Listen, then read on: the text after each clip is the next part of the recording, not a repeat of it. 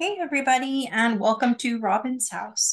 Today we're working on the Daisy stamp set in thin cuts. And as you can see, there's a stamp set with a beautiful daisy on it, and there's a thin cut with a daisy on it, but they don't match each other per se. I'm actually going to go over fussy cutting because this is such a cute daisy that I wanted to show you it's not that big of a deal to have to fussy cut, and then a few different ways of using fussy cutting. So when you stamp the image and then you cut it out. So my favorite tip is to not go with the lines. So I just almost go with the lines. And then you don't have to be perfectly perfect every time you're cutting. You just kind of go around the edges, approximately the same width, but nobody's going to notice if it's a 16th or a 3/32 or whatever. And you can do it pretty fast. The main tip of cutting, I gotta make sure we're in the thing, is you're keeping your cutting hands nice and straight and in place, and you're just cutting with your scissors and going up and down, and your other hand is doing the driving. That will keep your hand from getting too tired. And then when you're done, you have this lovely image with a really nice border around the edges that looks just like the thin cuts. And so this one's pretty, the one I was doing was a little thicker. This one's a little closer to when you're doing the thin cuts, and it has that little border around the edges. This one I did a little closer. I don't know why, every cut kind of turns out differently. But this is a really nice way to do a nice cut image. Now, sometimes when you're cutting your image, you want to cut right on the line. And my recommendation when you do that is to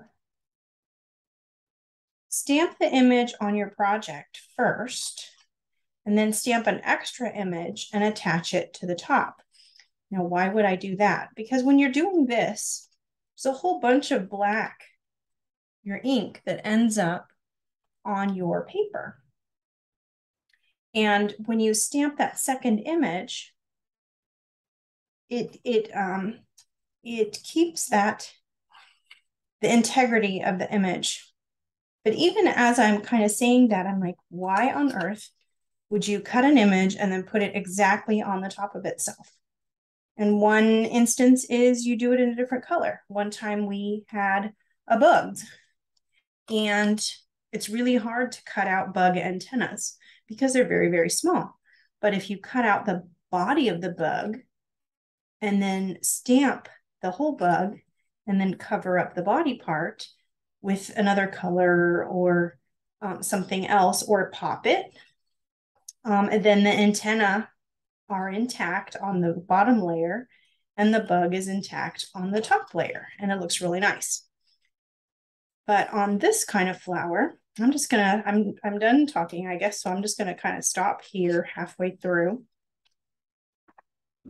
And so what I was saying is I would take my image and I would put my next image right over the top. Now I prefer to pop it so that there's a tiny gap, between the two images. And then I don't know why, I just like it.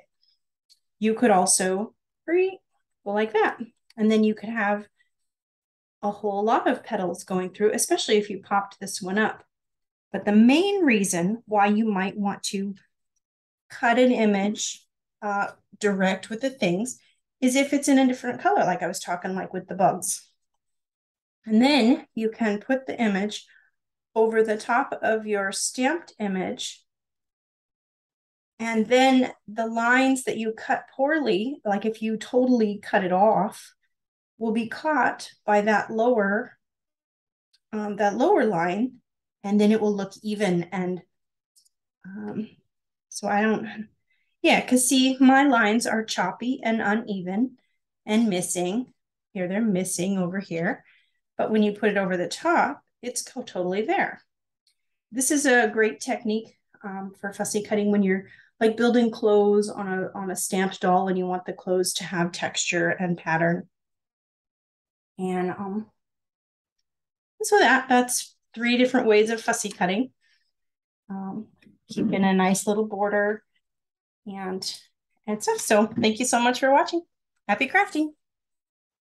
Oh, no, that wasn't the last one. The last one is when you do a tight cut, one option else that you could do is kind of cut out that lower layer. This is kind of the bug technique, where you're cutting out a piece of it so that it'll show through on the next layer. Let's see where it was. Here, I think. Nope, I wasn't here. Right here? Yeah. So that when you pop it, that one piece is literally belonging to the layer below it. And I just think that looks really nice. You could also do that one. This one's a pretty deep one. So that will go all the way into the next layer.